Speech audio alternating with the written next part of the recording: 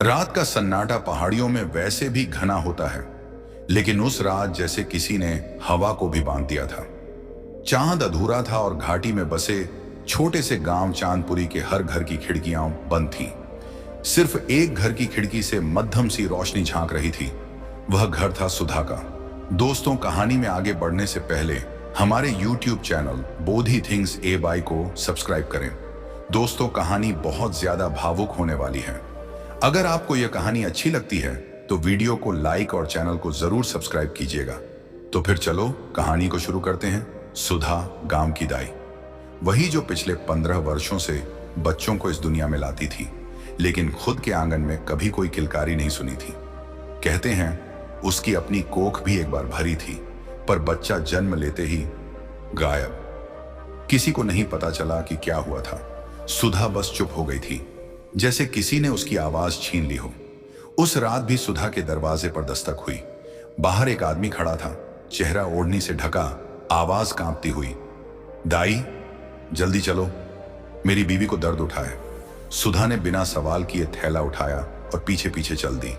रास्ता जंगल की तरफ जाता था, पर उसने कुछ नहीं पूछा। जब वो झोपड़ी तक पहुंची, अंदर की औरत कराह रही थी।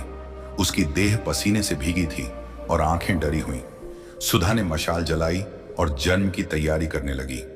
आधे घंटे के संघर्ष के बाद नवजात की पहली चीख हवा में गूंज उठी। पर जैसे ही सुधा ने बच्चे को मां की गोद में रखने की कोशिश की, उस औरत ने पीछे हटते हुए कहा, नहीं, इसे मेरे पास मत लाओ। सुधा ठिठक गई। क्या कह रही हो बिटिया, ये तुम्हारा बच्चा है। औरत ने सिर हिलाया, उसकी आंखों में आंसू थे। इस बच्चे को मुझसे दूर रखो, वरना सब नाश हो जाएगा। सुधा ने भौंचक होकर देखा। यह कोई आम बात नहीं थी। वह बोली, ऐसा क्यों कह रही हो? बच्चा तंदुरुस्त है, सुंदर है। औरत ने थरथराते होंठों से कहा, तुम नहीं समझोगी, यह बच्चा उस खून का है जिसे कभी पैदा ही नहीं होना चाहिए था। इतना कहकर वह बेहोश हो गई। सुधा ने बच्चे को गोद में लिया। उसका चेहरा चांदनी जैसा उजला था, आंखें नीली। गांव में किसी की भी ऐसी आंखें नहीं थी। उसने बच्चे को पोटली में लपेटा और औरत को संभालने लगी, पर जब वापस पलटी, बच्चा गायब था। मशाल की लौ कांप रही थी। झोपड़ी के दरवाजे खुले थे। हवा में एक हल्की सी ठंडक थी, जैसे कोई अदृश्य साया वहां से गुजरा हो। अगली सुबह गांव में अफवाह फैल गई, दाई सुधा ने बच्चा चुरा लिया है। कहते हैं उस औरत का पति किसी को पहचान में नहीं आया, वह रातों रात गायब हो गया। औरत ने अगले दिन दम तोड़ दिया। सुधा पर सबकी उंगलियां उठी, लेकिन उसने कुछ नहीं कहा। वह बस अपनी झोपड़ी के भीतर बंद रही। कई दिनों बाद किसी ने उसे जंगल में अकेले बात करते देखा, जैसे किसी से झगड़ रही हो। मैंने वादा किया था उसे सुरक्षित रखूंगी, वह कह रही थी, पर तुम उसे मुझसे क्यों छीनना चाहते हो? किससे बोल रही थी, किसी को पता नहीं। साल बीत गए। सुधा बूढ़ी हो गई थी। गांव में अब नई दाई आ गई थी, पर जब भी किसी घर में बच्चा जन्म लेता, सुधा दरवाजे के पास खड़ी मिलती, बिना बुलाए बस देखती रहती। एक दिन गांव में एक अनजान औरत आई, शहर से। उसका नाम आवनी था। उसने कहा, मैं अपनी मां को ढूंढ रही हूं। गांव वाले हंस पड़े। यहां तो सबकी माइयां हैं बिटिया, बताओ कौन सी? आवनी ने कहा, मुझे बस इतना पता है कि मेरा जन्म इसी गांव में हुआ था, और जिसने मुझे जन्म दिया उसने उसी रात मुझे मंदिर की सीढ़ियों पर छोड़ दिया था। लोगों ने सुधा की तरफ देखा। वह उस समय चबूतरे पर बैठी धूप सेंक रही थी। उसकी आंखों में एक क्षण के लिए झिलमिलाहट हुई, पर उसने कुछ नहीं कहा। आवनी ने सुधा के पास जाकर पूछा, क्या आप जानती हैं उस रात क्या हुआ था? सुधा चुप रही, फिर धीरे से बोली, कुछ बातें ईश्वर के राज होती हैं बिटिया, उन्हें खोलना अशुभ होता है। आवनी ने विनती की, मुझे सच जानना है मां, चाहे वो कितना भी डरावना क्यों ना हो। सुधा ने आंखें बंद की। उसका चेहरा जैसे वर्षों का बोझ ढो रहा था। अगर मैं कहूं कि तुम्हारी मां तुमसे बहुत प्यार करती थी, उसने कहा, तो फिर उसने मुझे छोड़ा क्यों? क्योंकि वो चाहती थी कि तुम जियो। आवनी कुछ समझी नहीं। सुधा ने कांपती आवाज में कहना शुरू किया, 20 साल पहले उस रात तुम्हारी मां मेरी झोपड़ी में आई थी। वह किसी अमीर घर की बेटी थी, गांव के ठाकुर की, पर वह किसी शहर के नौजवान से प्रेम कर बैठी थी। ठाकुर ने जब जाना तो उसकी जान लेने को तैयार हो गया। वह भागी, पर गर्भवती थी। रात में जंगल के भीतर वह मेरे पास पहुंची। मैंने तुम्हें जन्म दिलाया। पर उसी समय बाहर से घोड़े और मशालें दिखाई दी। ठाकुर के लोग, वह बोली। दाई, इन्हें पता चला कि मैं जिंदा हूं। अगर उन्होंने बच्ची देख ली तो उसे भी नहीं छोड़ेंगे।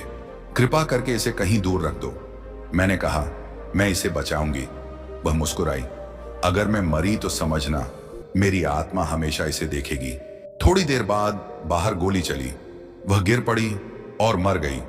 मैंने बच्ची को उठाया और मंदिर की सीढ़ियों पर रख दिया। सोचा, कोई भला इंसान इसे पाल लेगा। उसी समय आकाश में बिजली गिरी और मंदिर की घंटी अपने आप बज उठी। उस दिन से मैं हर साल तुम्हारे जन्मदिन की रात वहां जाती रही, ये देखने की कोई तुम्हें याद करता है या नहीं। आवनी के आंसू निकल पड़े। तो मेरी मां, सुधा ने कहा। वो मरी नहीं बिटिया। लोग कहते हैं उसकी आत्मा अभी भी जंगल के उसी रास्ते पर भटकती है जहां उसने आखिरी बार तुम्हें देखा था। आवनी ने कांपते स्वर में पूछा, क्या आपने कभी उसे देखा है? सुधा ने सिर झुकाया। हर रात जब हवा चलती है मैं उसकी सरगोशी सुनती हूं। मेरी बेटी को बचा लेना। आवनी के मन में अजीब सा खिंचाव हुआ। उस रात वह अकेले उस जंगल की ओर निकल पड़ी। चांद पूरा था, हवा ठंडी। पेड़ों के बीच वही पुरानी झोपड़ी थी, अब खंडहर बन चुकी। उसने भीतर कदम रखा। दीवारों पर काई थी और जमीन पर टूटी लकड़ियां। अचानक एक हल्की सी आवाज आई, किसी बच्चे की रोने की। आवनी चौंकी। कौन है? कोई जवाब नहीं। वह आगे बढ़ी। दीवार पर किसी ने कोयले से लिखा था, उसे सुरक्षित रखो। उसके सीने में सिहरन दौड़ गई।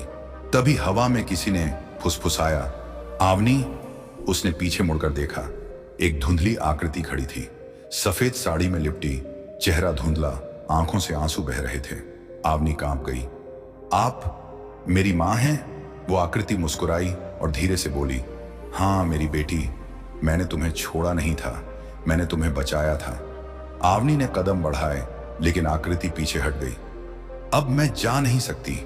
मैं इसी जगह बंधी हूं जब तक तुम मुझे माफ नहीं करती। आवनी ने रोते हुए कहा, मां, मैं आपको दोष नहीं देती। तभी हवा तेज हुई, मशाल बुझ गई और वह आकृति चांदी में घुल गई। अगली सुबह लोग जंगल के पास पहुंचे। आवनी बेहोश थी। सुधा ने उसे संभाला। जब वह होश में आई उसने कहा, वो अब शांति में है। सुधा मुस्कुराई। हाँ बिटिया, अब वो जा चुकी है। आवनी ने पूछा, आपको कैसे पता? सुधा ने आसमान की ओर देखा, क्योंकि पहली बार हवा में कोई आवाज नहीं है। कुछ महीनों बाद आवनी गांव छोड़ने लगी। जाते जाते उसने सुधा से पूछा, आपने मुझे बचाया था, क्या कभी पछतावा हुआ कि आपने मुझे अपनी बेटी की तरह नहीं रखा? सुधा की आंखों में आंसू चमके। हर दिन बिटिया, लेकिन अगर मैं तुम्हें रख लेती तो शायद ठाकुर के लोग तुम्हें भी मार देते। तुम्हें छोड़ना मेरे जीवन का सबसे बड़ा दर्द था और वही सबसे बड़ा प्रेम भी। आवनी ने उसके पैर छुए। आप ही मेरी सच्ची मां हैं। सुधा ने सिर पर हाथ रखा। नहीं, मैं तो बस एक दाई थी। तुम्हारी मां वो थी जिसने तुम्हें छोड़कर भी तुम्हें बचाया। उसके बाद सुधा की तबीयत बिगड़ने लगी। आखिरी बार जब लोगों ने उसे देखा, वह मंदिर की सीढ़ियों पर बैठी थी जहां सालों पहले उसने एक बच्ची छोड़ी थी। उसके चेहरे पर संतोष था। सुबह जब गांव वाले पहुंचे तो वह वहीं शांत बैठी मिली, जैसे नींद में मुस्कुराते हुए चली गई हो। उसके पास एक चिट्ठी रखी थी। जिस मां ने अपनी औलाद को जन्म देते ही छोड़ा, उसने त्याग नहीं किया, उसने उसे जीवन दिया। कुछ माताएं पास रहकर ममता देती हैं, कुछ दूर रहकर रक्षा करती हैं। मैं उन्हीं में से एक थी। उस रात फिर से हवा चली। किसी ने कहा, मंदिर की घंटी अपने आप बजी थी। शायद कोई आत्मा आखिरकार मुक्त हो गई थी।